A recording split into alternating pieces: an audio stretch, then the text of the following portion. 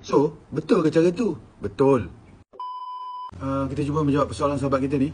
Selalu bayangkan saya ada 1 bilion di Lauh Mahfuz. Sebab tu saya hidup tenang, saya tak risau.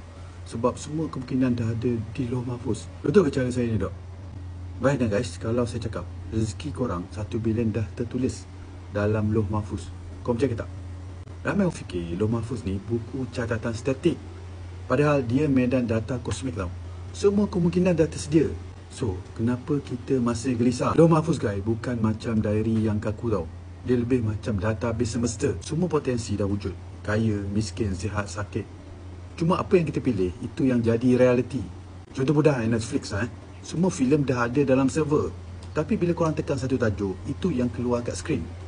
Hidup pun sama guys. Dalam Lauh Mahfuz, semua jalan dah ada. Korang tekan play. Ikut kesedaran dan pilihan korang. Bila korang bayangkan ada 1 bilion, sebenarnya korang tengah pilih channel tu. Bukan semata duit fizikal tau, tapi rasa cukup, tenang, lapang. Itu frekuensi rezeki. Ala bizikrillahi tatma'innul qulub. Hati jadi tenang bila align dengan Allah. Tauhid aja, Allah tak cipta benda bila baru korang minta. Semua dah tersedia guys. Kita yang align atau kita yang tak align.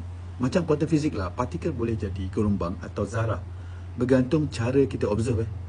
Hidup kita bersama guys, ikut apa yang kita fokus. Kalau korang risau, korang tekan channel risau dalam Lauh Mahfuz.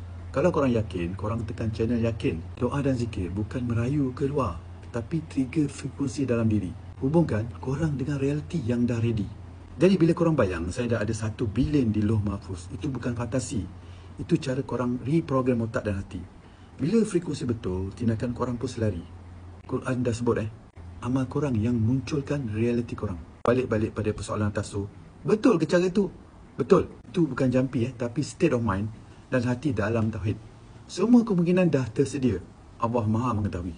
So tugas kita, pilih channel dengan doa, zikir, mindset dan usaha. Tenang, sebab rezeki korang bukan dicipta esok. Dia dah ada Tinggal korang nak tekan channel mana je.